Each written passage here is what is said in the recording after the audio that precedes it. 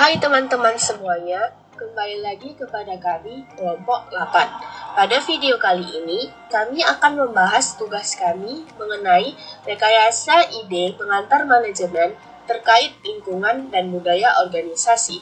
Sebelum itu, izinkan kami memperkenalkan diri. Saya sendiri selaku pembicara yaitu Latifah Azhara Nasir dan kawan-kawan saya Febrina Amelia Utami, Karina Lololimbong, dan Windy Trinadia. Yang pertama, identifikasi permasalahan manajemen. Yang pertama, permasalahan umum manajemen. Maju mundurnya suatu perusahaan akan bergantung pada kepemimpinannya dalam mengelola organisasi, karena loyalitas dan disiplin karyawan akan memberikan dukungan terhadap pemimpin yang bertanggung jawab dan berdedikasi tinggi, menurut Gibson tahun 2000. Selain itu, pemimpin sebagai orang yang memiliki kemampuan, kompetensi, distribusi kekuasaan, serta melibatkan pihak lain, memberikan peranan besar bagi kelangsungan hidup organisasi dengan mengimplementasikan budaya organisasi yang diseimbangkan dengan nilai-nilai karyawan sebagai perekat sosial bagi seluruh anggota organisasi. Menurut Alban dan Metcalfe tahun 2000, halaman 280-296. Berkaitan dengan kinerja karyawan, didasari bahwa konsep pengukuran kinerja merupakan hal yang kompleks. Salah satu model pengukuran kinerja yang menggabungkan unsur organisasi dan karyawan adalah Total Performance Scorecard. Menurut Rampersad tahun 2003, model ini melengkapi model Balanced Scorecard Kaplan dan Norton dengan adanya siklus perbaikan dan memberikan pemahaman dalam penilaian kinerja bahwa kegagalan perusahaan dalam menyikapi beberapa faktor dalam perusahaan dapat menyebabkan pencapaian yang tidak efektif. Yang selanjutnya, 2. Identifikasi permasalahan. 1.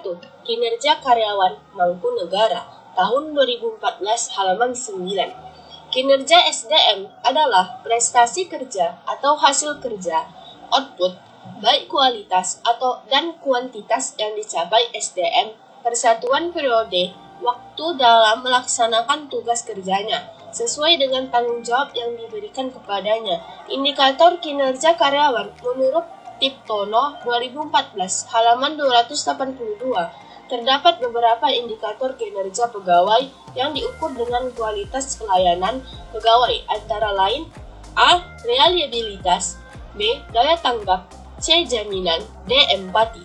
Yang kedua, budaya organisasi Serdar Mayanti tahun 2014 halaman 75 mendefinisikan budaya organisasi adalah sebuah keyakinan, sikap dan nilai yang umumnya dimiliki yang timbul dalam organisasi dikemukakan dengan lebih sederhana.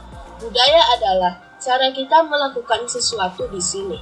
Indikator budaya organisasi menurut Denison dan Misra tahun 1995, budaya organisasi dapat diukur dalam beberapa indikator: misi, konsistensi, adaptabilitas, dan keterlibatan. Yang ketiga, lingkungan kerja sedangkan menurut Miti Vicento tahun 2012 mendefinisikan lingkungan kerja adalah suatu keadaan yang terdapat dalam struktur dan proses kegiatan perusahaan yang mencerminkan rasa kepuasan pada para pelaksana atau pegawai yang bersifat menunjang ke arah pencapaian cita-cita yang diinginkan oleh perusahaan secara keseluruhan maupun pelaksana. Yang keempat, indikator lingkungan kerja.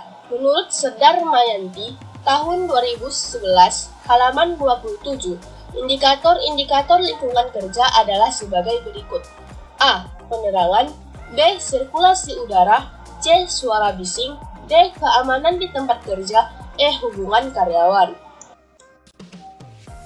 Yang kedua, hubungan lingkungan kerja dengan kinerja. Yang kelima, pengembangan hipotesis. 1.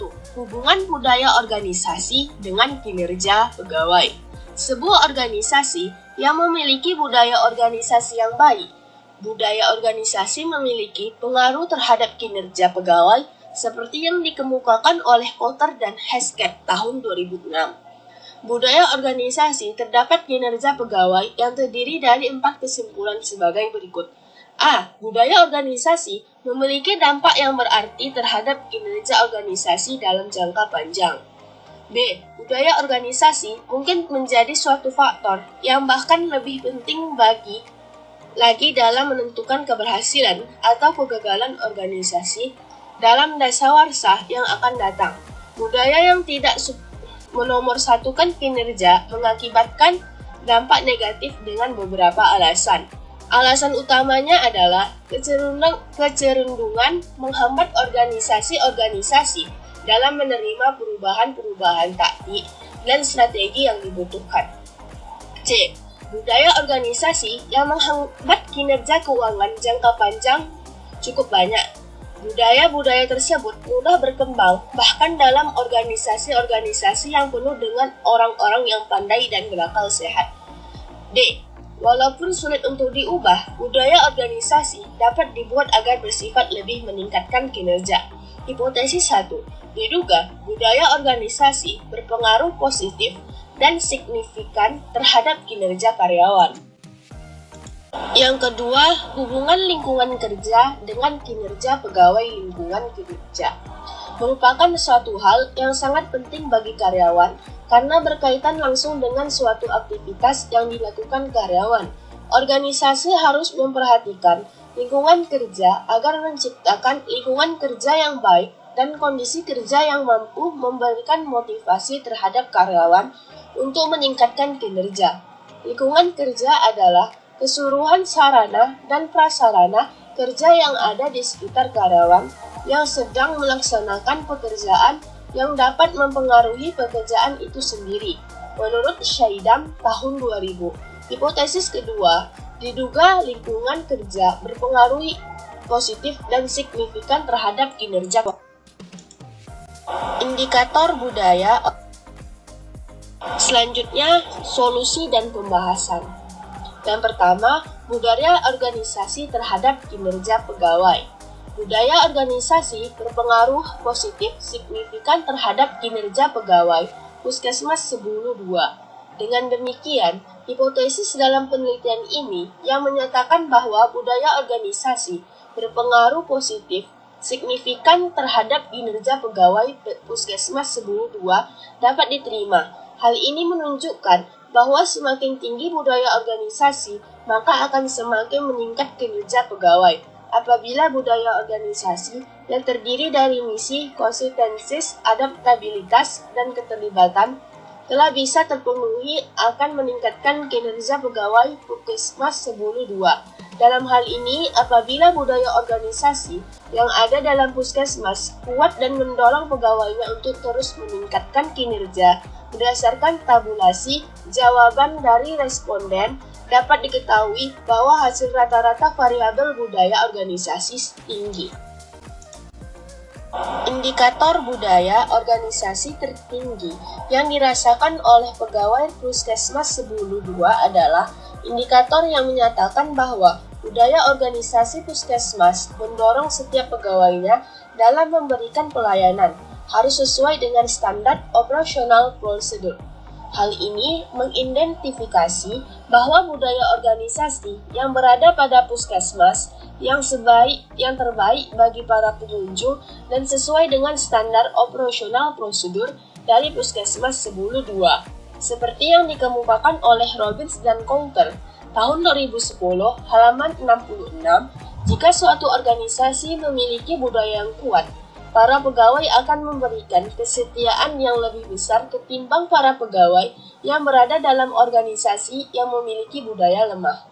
Hal ini dapat disimpulkan bahwa hipotesis yang dibangun dalam penelitian ini memiliki konsistensis dan juga kesamaan untuk memperkuat hasil temuan penelitian terdahulu, yaitu penelitian yang Rudy Fahruzi, Saladin Ghalib, dan Hasanuddin Arifin tahun 2014 bahwa budaya organisasi berpengaruh positif terhadap kinerja pegawai.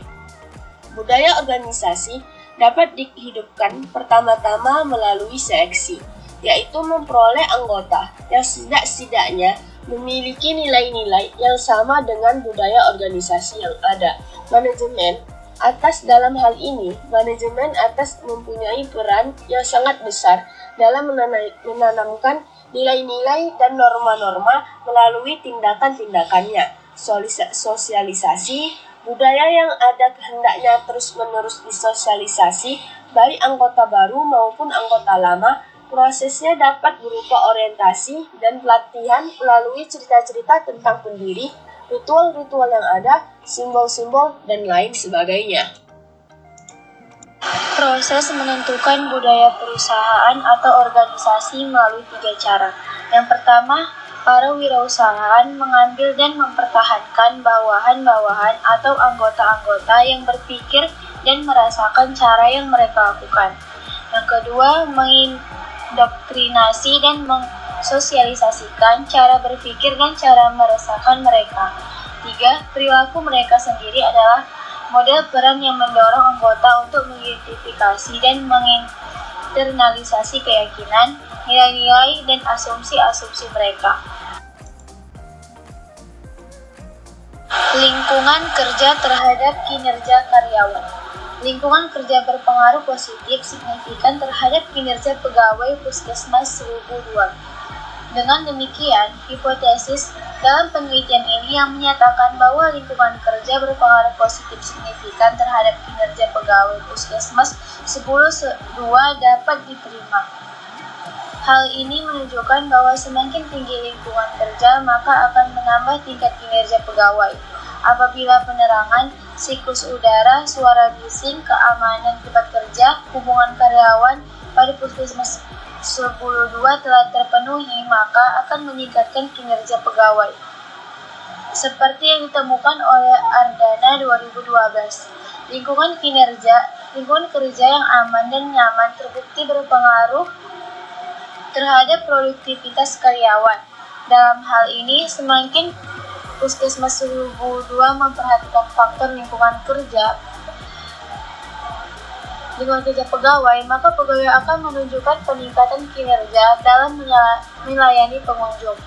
Berdasarkan tabulasi jawaban dari respon, dapat diketahui bahwa hasil rata-rata variabel lingkungan kerja adalah tinggi. Indikator lingkungan kerja yang tertinggi yang dirasakan oleh para pegawai Puskesmas 22 adalah indikator yang menyatakan Puskesmas memiliki penerangan yang baik dan menunjang saya dalam melakukan pelayanan. Hal ini mengindikasi bahwa Puskesmas 22 telah memiliki penerangan yang baik sehingga pegawai dapat memberikan pelayanan terhadap pengunjung dengan baik dan menunjang kinerjanya. Hal ini dapat disimpulkan bahwa hipotesis yang dibangun dalam penilaian ini memiliki konsistensi dan juga kesamaan untuk memperkuat hasil temuan penelitian terdahulu yang dilakukan oleh Henny Sudanti 2015. Bahwa lingkungan kerja berpengaruh positif terhadap kinerja pegawai. Adapun hal-hal yang harus dijaga dan ditingkatkan menurut Sedar Mayanti 2012 menyatakan bahwa lingkungan kerja terbagi menjadi dua, yaitu yang pertama adalah lingkungan kerja fisik. Lingkungan kerja fisik merupakan semua keadaan berbentuk fisik yang terdapat di sekitar tempat kerja yang dapat mempengaruhi karyawan baik secara langsung maupun tidak langsung.